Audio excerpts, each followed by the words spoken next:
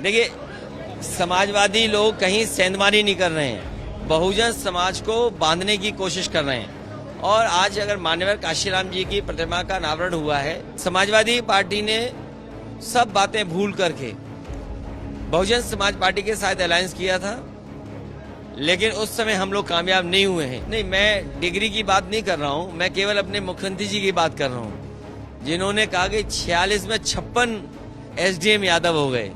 तो ये तो सवाल ये है कि अब पढ़ा लिखा कौन ज्यादा है। हमारे मुख्यमंत्री जी को कार्यवाहक चीजें बहुत पसंद हैं और उन्हें आजकल कार्यवाहक लोगों ने घेर लिया है, क्योंकि दिल्ली और लखनऊ की लड़ाई में कार्यवाहकों की चांदी है। सपा अध्यक्ष अखिलेश यादव हमारे साथ हैं बात करने के लिए। सर, आज आप काशीराम जी की मूर्ति का अनावरण किया है, क्या अब आगे का एजेंडा क्या है कि बीएसपी के लोगों को जो उनका वोट बैंक था उनको साथ में लाने की कोशिश? देखिए, समाजवादी लोग कहीं सेंधमारी नहीं कर रहे हैं, बहुजन समाज को बांधने की कोशिश कर रहे हैं। और आज अगर मान्यवर काशीराम जी की प्रतिमा का अनावरण हुआ है, तो वही जो आवाज उन्होंने दी थी बहुजन समाज को जोड़ करके, तो समाजवादी पार्टी की कोशिश और प्रयास होगी कि गांव-गांव जाकर के उस आंदोलन को, उस आवाज को और आगे बढ़ाया जाए। मायावती ने कल कहा कि गेस्ट हाउस कांड न होता तो सपा बसपा देश के राज कर रही होती, आपको भी लगता है ऐसे? समाजवादी पार्टी ने सब बातें भूल करके बहुजन समाज पार्टी के साथ अलायंस किया था, लेकिन उस समय हम लोग कामयाब नहीं हुए हैं। समाजवादी पार्टी की कोशिश होगी कि बहुजन समाज को जगा करके जो लड़ाई बाबा साहब ने लड़ी, डॉक्टर राम मनोहर लोहिया जी ने लड़ी, मान्यवर काशीराम जी ने लड़ी, नेताजी ने लड़ी, उस लड़ाई को आगे बढ़ाएंगे। डिग्री को लेकर के बहुत पूछ हो रही है कि कौन कितना पढ़ा लिखा है, आपने भी बात?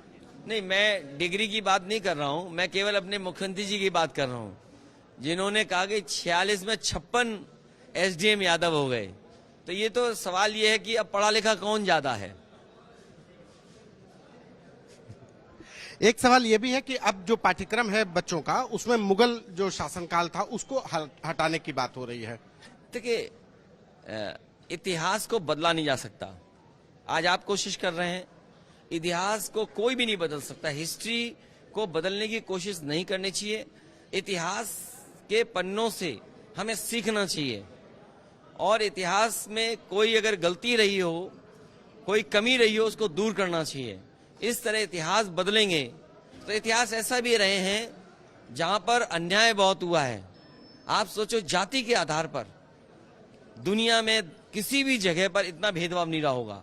जात के आधार पर किसी को अपमानित करना, जात के आधार पर आप उसको सामाजिक रूप से बिल्कुल दबा देना, दुनिया में नहीं हुआ। इसलिए इतिहास न बदला जाए। इतिहास बदले जाएंगे तो बहुत सारे इतिहास याद दिलाए जाएंगे। निकाय चुनाव में किसको चुनौती मानते, बीजेपी को कि बीएसपी?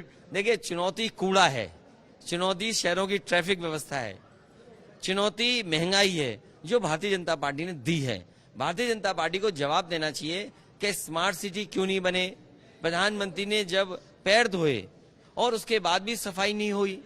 जो एम्बेसडर्स बनाए गए, शायद दुनिया में इतने बड़े लोगों ने कभी झाड़ू नहीं पकड़ा होगा जो बीजेपी ने झाड़ू पकड़ाया। तो क्या शहर आज साफ सुथरे हो गए? इन सवालों का जवाब भारतीय जनता पार्टी को इन निकाय चुनाव में देना पड़ेगा। एक आखिरी सवाल है, डीजीपी फिर कार्यवाहक? हमारे मुख्यमंत्री जी को कार्यवाहक चीजें बहुत पसंद हैं और उन्हें आजकल कार्यवाहक लोगों ने घेर लिया है, क्योंकि दिल्ली और लखनऊ की लड़ाई में कार्यवाहकों की चांदी है। धन्यवाद। ये थे हमारे साथ अखिलेश यादव, जिन्होंने कहा कि दिल्ली और लखनऊ की लड़ाई में कार्यवाहकों की चांदी है। कैमरा पर्सन रोहित के साथ संतोष कुमार।